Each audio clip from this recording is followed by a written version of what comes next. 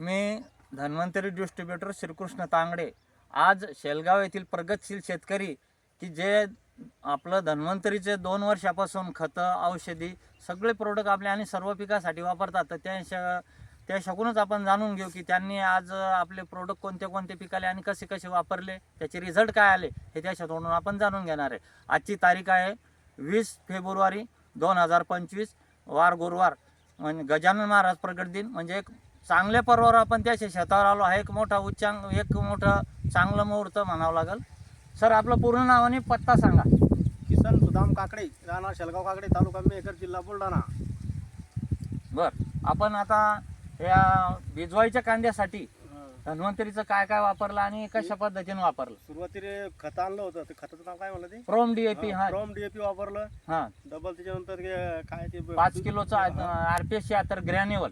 ते बी वापरलं. आणि फवारणीमध्ये काय नाव झालं त्याचं? आरपीएस 76 स्प्राउट रीच फुटव्यासाठी. आरपीएस 76 आणि आपलं स्टिकोरीच बी ते बी वापरलं. आपले प्रोडक्ट हे प्रोडक्ट या कांदा पिकासाठी वापरले. कांदा पिकासाठी या वापरली मी.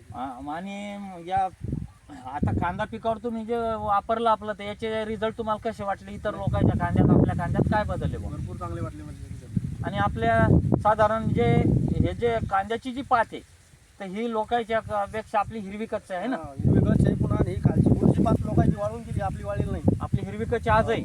आणि आज जे फुलं आपले जे गेंद आहेत, या गेंदाचा जो डोम आहे तो पण असा झाडा आणि टाईट आहे. टाईटच आहे. आणि फुलं बी तर समजा मोठी साईज आहे टोटल, बारीक होतच नाही. आणि आता किती टक्के आपली भिजवाई किती टक्के भरला कांदा? 40 ते 50% भरला कांदा.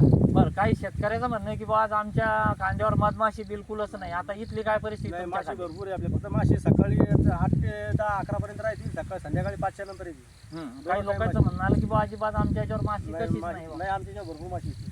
बरं, आणि तुम्ही आपले हे प्रोडक्ट आता किती वर्षापासून वापरता आणि कोण्या पिकाला वापरले? अजून 2 वर्षापासून वापरतो मी. पहिलं सोयाबीन, हरभरा, गहू, नंतर हळद, आणि आता कांदा, तूर वगैरे.